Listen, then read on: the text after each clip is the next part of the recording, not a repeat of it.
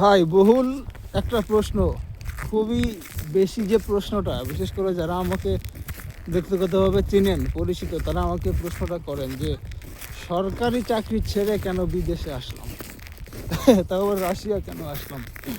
তাদের প্রশ্নের উত্তর একটাই, যেটা আমার ভালো লাগে সেটা আমি করি, ঠিক আছে? আমার শান্তি যেখানে যেখানে গেলে আমি ভালো থাকবো, আমি সেখানে যাব। সেটা সরকারি চাকরি হোক, কোম্পানির চাকরি হোক, অথবা বিদেশ হোক। আমি বিদেশে আসছি নিজের টাকা দিয়ে আসি নাই, নিজের খরচেও আসি নাই। আমিও বিদেশে আসছি সরকারি খরচে, সরকারি প্রসেস, সরকার আমাকে বিদেশে পাঠাইছে, ঠিক আছে, প্রবাসী কল্যাণ মন্ত্রণালয় থেকে।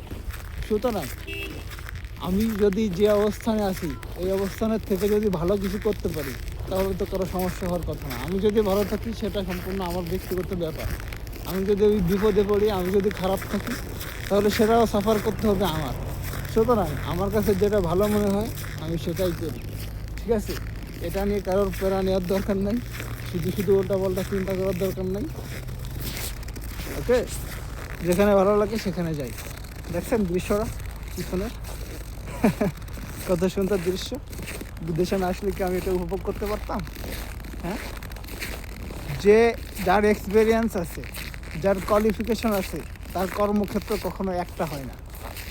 যদি যোগ্যতা থাকে, পৃথিবীর সব জায়গায় ভাত আছে, পৃথিবীর সব জায়গায় কাজ আছে, ঠিক আছে? যদি আপনার যোগ্যতা থাকে তাহলে এক জায়গায় আপনার পড়তে হবে না, আপনি হাজার জায়গা দেখতে পারবেন, ঘুরতে পারবেন, হাজার প্রকারের কাজ করতে পারবেন, অনেক এক্সপিরিয়েন্স নিতে পারবেন। আমি কি জন্ম হয়েছি শুধু চাকরি করার জন্য?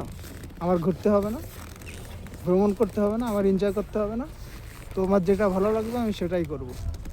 আমি মনে করি যে আমি একটা মানুষ, পৃথিবীতে আমি আসি, আমি একটা কাজের জন্য পৃথিবীতে আসি নাই।